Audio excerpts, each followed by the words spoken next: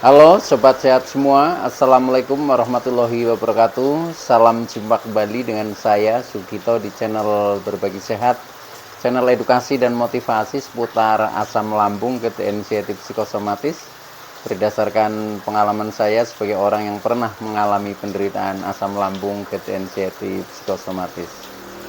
Harapan saya khususnya kepada teman-teman yang masih dalam penderitaan asam lambung, GTN inisiatif psikosomatis, setelah menonton video ini akan dapat tersugesti dan termotivasi untuk dapat cepat sembuh. Saya bisa sembuh, insya Allah teman-teman pasti juga bisa sembuh. Badai pasti berlalu. Baiklah teman-teman, pada kesempatan kali ini saya akan berbagi seputar asam lambung, GTN inisiatif psikosomatis ya, dengan topik asam lambung bukan penyakit dan tidak berbahaya. Baiklah teman-teman ya, sebelum saya lanjutkan, tolong yang belum subscribe channel ini, klik subscribe dan loncengnya, supaya teman-teman tidak ketinggalan konten video-video berikutnya. Dan jika suka, klik like, selalu bagikan ke sosial media teman-teman, semoga bermanfaat buat kita semua. Baik, kita lanjutkan. Jadi topik kita kali ini adalah asam lambung bukan penyakit dan tidak berbahaya. Teman-teman semua perlu kita sadari bahwa penderitaan asam lambung GTN inisiatif psikosomatis yang disebabkan oleh multifaktor ya, baik itu faktor fisik maupun faktor psikis, dengan sensasi yang sangat beragam, mulai dari ujung rambut sampai dengan ujung kaki yang sering kita kenal sebagai 1001 rasa sensasi ya. Memang perlu kita tangani dengan bijak agar penderitaan asam lambung GTN inisiatif psikosomatis dapat cepat membaik atau dapat cepat sembuh total.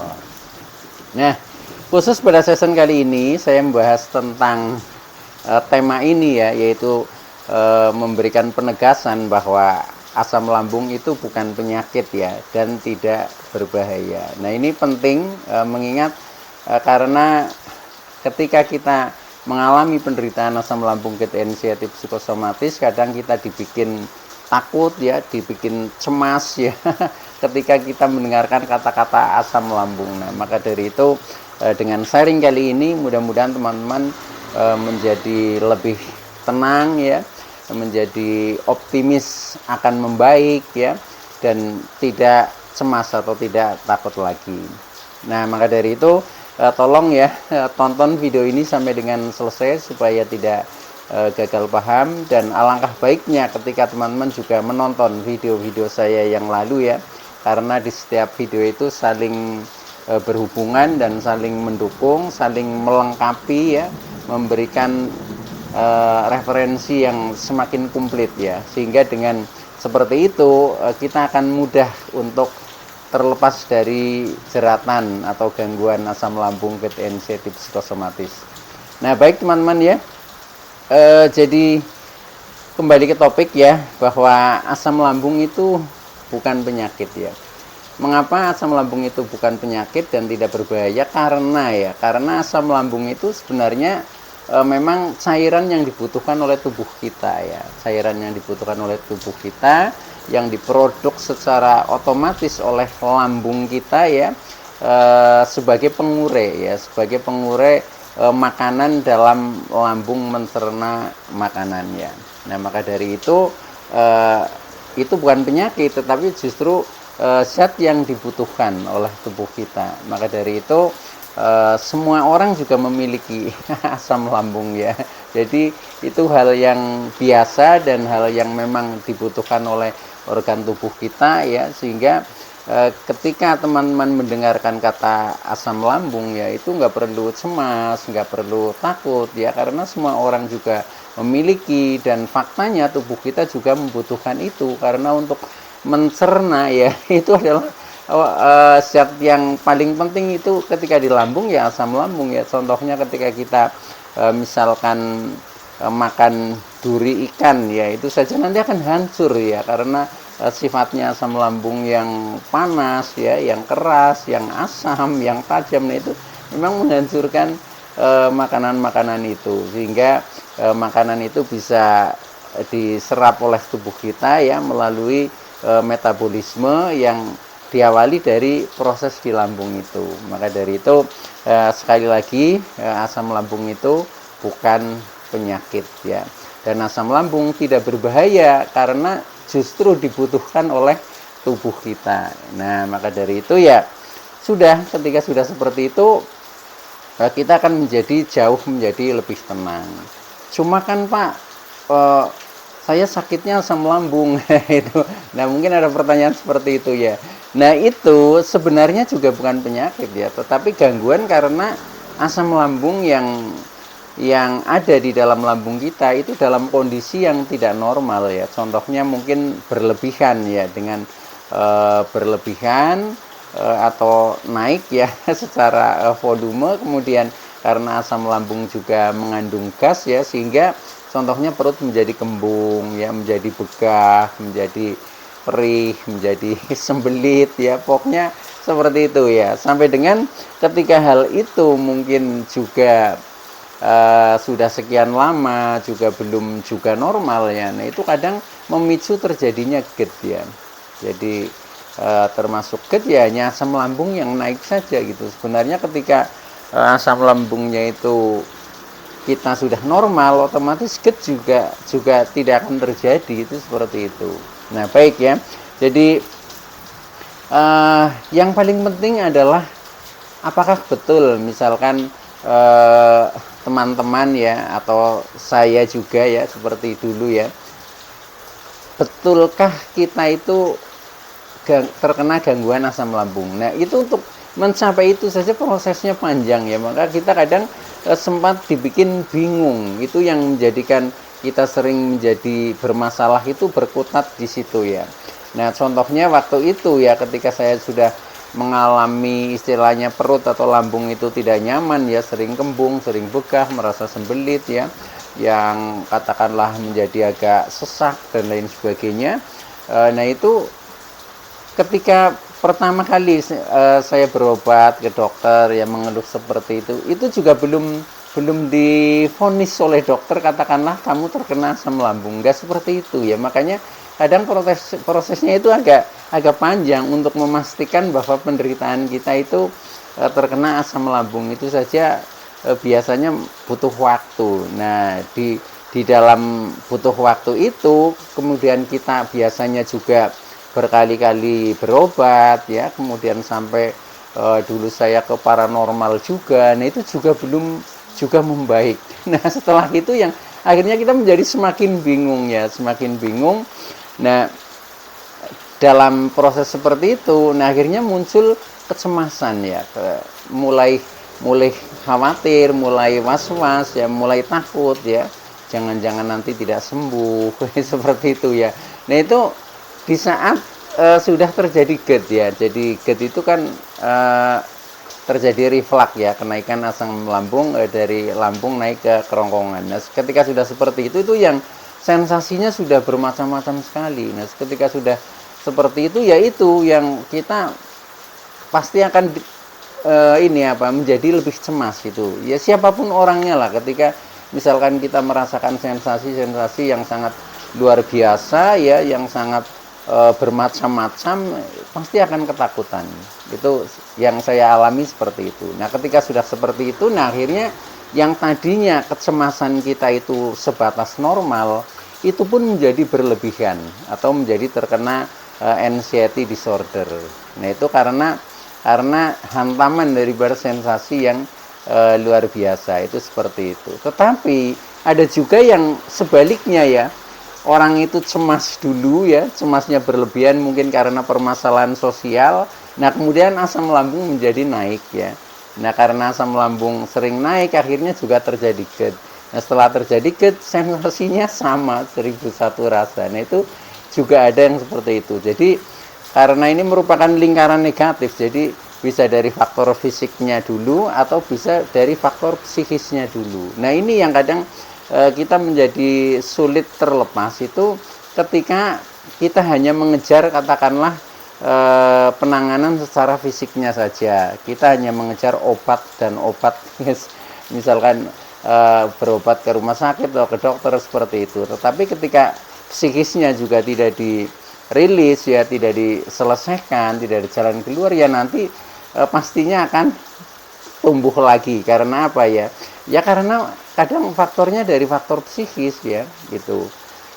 Tetapi ketika mungkin secara fisik sudah kita minum obat, kemudian secara psikis juga ada istilahnya jalan keluar ya, ada solusi ya, ada pencerahan. Nah disitulah nanti kita akan imbang ya, akan imbang, artinya menjadi sembuh permanen. Itu seperti itu. Karena kadang lebih banyak itu disebabkan dari faktor psikis. Itu yang saya alami juga seperti itu. Mungkin setelah saya sharing dengan teman-teman juga secara umum itu seperti itu. Kalau hanya sebabnya secara fisik, contohnya asam lambung itu sering terjadi tidak normal ya, atau katakanlah sering naik itu gara-gara mungkin pola makan, gara-gara pola hidup, itu mudah diselesaikan ya, karena kita untuk merubah hal itu istilahnya konkret gitu, jadi mudah. Tetapi kalau sudah permasalahannya psikis, ini sifatnya abstrak ya, jadi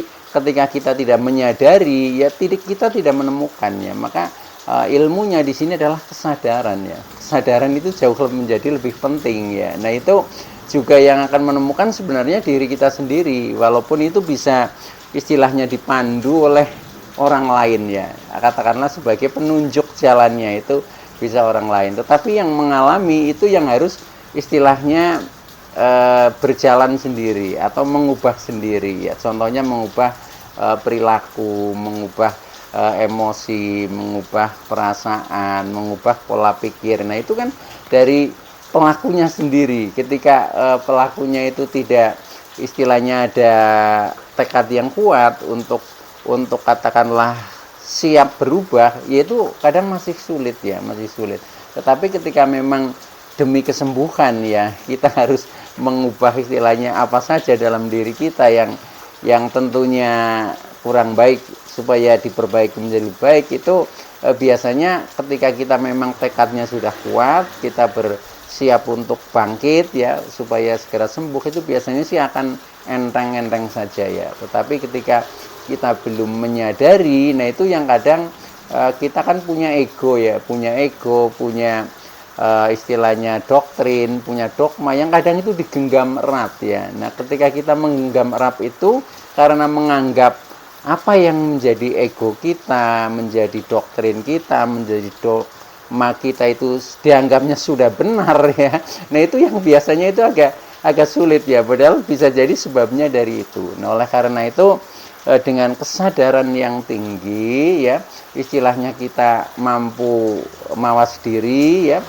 kemudian kita juga harus istilahnya bisa menerima istilahnya masukan-masukan ya, saran-saran, pencerahan, kemudian kita cocokkan dengan pribadi kita, dengan perilaku kita. Nah ini nanti akhirnya akan ketemu ya kan, oh ternyata ini ya yang menjadi sebabnya, dan ternyata solusinya saya harus merubah seperti ini. Nah itu misalkan seperti itu. Nah ketika sudah menemukan seperti itu sudah bagus banget ya, itu sudah 50% sembuh lah, itu pasti seperti itu. Tetapi kadang walaupun kita kadang sudah menemukan sebabnya ya, tetapi ketika mau merubah itu kadang kita terlalu kuat dengan egonya ya, dengan doktrinnya, dengan dogmanya, itu kadang juga menjadi memperlambat teman-teman ya. Maka orang sering bilang katakanlah ya, yang penting ya ikhlas saja ya, syukur saja, sabar saja. Itu memang mudah diucapkan ya, tetapi tekniknya bagaimana kita melatih sabar, bagaimana kita melatih ikhlas ya, bagaimana kita melatih syukur. Nah ini kalau tidak istilahnya diberi tahapan-tahapan ya untuk treatmentnya, itu juga kadang masih susah ya. Karena apa? Yaitu karena kita dengan ego kita ya, itu kadang terlalu kuat menggenggam doktrinnya itu ya. Tapi buat teman-teman yang memang istilahnya sudah siap untuk memperbaiki diri ya, untuk bagaimana caranya supaya kita menjadi cepat sembuh ya, itu sebenarnya sudah saya share ya di konten-konten saya yang lalu ya, yang berhubungan dengan masalah bagaimana pola pikir kita, bagaimana kita mengolah emosi kita, bagaimana kita mengolah kesadaran kita, itu semuanya sudah saya share. Makanya sering saya sarankan kepada teman-teman ya, selain katakanlah menonton video ini, tonton video-video saya yang lalu, maksudnya untuk melengkapi referensi sehingga menjadi lebih mudah, karena dengan durasi yang singkat saya tidak mungkin untuk memberikan yang sampai detail ya, panjang lebar semuanya. Maka sering saya hanya menyampaikan secara garis besar, tapi detailnya itu kadang ada di video yang lain, itu seperti itu. Nah baik teman-teman ya, kembali kepada topik. Jadi intinya ketika kita mengalami gangguan asam lambung, anxiety psikosomatis, itu adalah asam lambung itu bukan penyakit ya, itu yang perlu digarisbawahi, dan tidak berbahaya ya, karena memang kita juga, tubuh kita membutuhkan hal itu ya. Nah maka dari itu ya, pahami saja tentang asam lambungnya, walaupun asam lambung yang menjadi bermasalah itu ketika tidak normal ya. Nah ketika tidak normal itu pasti ada sebabnya. Nah sebabnya secara garis besar ada dua, sebab secara fisik maupun secara psikis. Sebab secara fisik contohnya pola makan yang tidak baik, pola hidup yang tidak baik, itu contohnya seperti itu. Kalau secara psikisnya atau kejiwaan itu biasanya karena tekanan pikiran ya, tekanan emosi, tekanan perasaan. Nah itu silahkan untuk apa ya, istilahnya mawas diri lah, kita koreksi kepada diri kita sendiri, pasti itu ada ya. Makanya ya disinilah ya kita istilahnya mau cepat sembuh atau mau istilahnya agak lama. Nah ini tergantung ini kemampuan kita untuk mengolah diri kita. Jadi langkah pertama ya kenali diri kita ya. Jadi kenali diri kita ya. Jadi yang namanya manusia ini kan terdiri dari dua hal ya. Jadi yang pertama dari jasad fisik ya, atau tubuh ya, tubuh kita. Kemudian yang kedua dari jiwa kita ya, yang terdiri dari pikiran, emosi, perasaan, benak, batin ya, akal dan lain sebagainya. Nah semuanya itu sebenarnya harus sinkron ya, harus sinkron, harus harmonis. Maka ketika terjadi istilahnya sesuatu yang tertekan ya, nah ini pasti akan terjadi disharmoni ya. Ketika terjadi disharmoni, yaitu lambung responnya akan negatif. Contohnya menjadi asam lambung menjadi berlebihan, jadi naik. Nah akhirnya terjadi asam lambung menjadi tidak normal. Nah dengan seperti itu ya memang intinya adalah kesadaran yang bisa menjawab seperti itu. Jadi dengan kesadaran yang tinggi kita bisa menemukan kekurangan-kekurangan kita bisa memperbaikinya, dan akhirnya kita nanti akan cepat membaik. Nah demikian juga kepada hal yang lain ya, contohnya GERD ya, terjadi GERD itu kan yaitu karena asam lambung kita yang sering naik. Nah akhirnya melemahkan katup esofagus sehingga mudah terjadi reflux ya, naik sampai ke kerongkongan. Nah ketika sebenarnya asam lambung normal kembali, itu juga GERD tidak akan terjadi, itu sebenarnya seperti itu. Nah demikian juga ketika terjadi kecemasan berlebih ya, contohnya anxiety disorder, itu juga karena dipicu oleh sering terjadi GERD. Nah GERD itu memunculkan beberapa sensasi yang luar biasa ya. Nah akhirnya kita menjadi takut, menjadi cemas. Nah akhirnya cemas kita menjadi berlebihan. Itu sebenarnya alamiah ya, seperti itu. Maka ketika asam lambung sudah normal, akhirnya tidak terjadi, kecemasan pun akan mereda teman-teman ya. Itu seperti itu. Nah tetapi dengan catatan kalau kecemasan itu datangnya dari faktor fisik ya. Tetapi kalau kecemasan itu datangnya dari faktor psikis, contohnya beban pikiran yang selalu membebani kita ya, akhirnya kita menjadi takut dan lain sebagainya. Nah itu ya harus diselesaikannya dari pikiran dulu, itu seperti itu. Maka biasanya setelah kita terjadi kecemasan ya, kemudian sensasi juga masih tinggi, nah biasanya pikiran kita ini menjadi berhayal yang negatif ya. Contohnya jangan-jangan tidak sembuh, jangan-jangan terkena penyakit berat, jangan-jangan mendekati kematian dan lain sebagainya, itu seperti itu ya.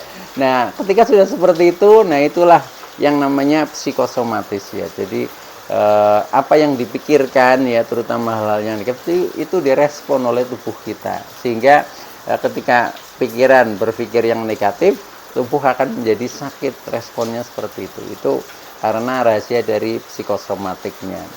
Baik teman-teman ya, itu dulu yang bisa saya sampaikan. Mudah-mudahan teman-teman yang masih dalam penderitaan asam lambung ketensiatif psikosomatis akan segera sembuh. Saya bisa sembuh, insya Allah teman-teman pasti juga bisa sembuh. Badai pasti berlalu. Oke, terima kasih. Wassalamualaikum warahmatullahi wabarakatuh.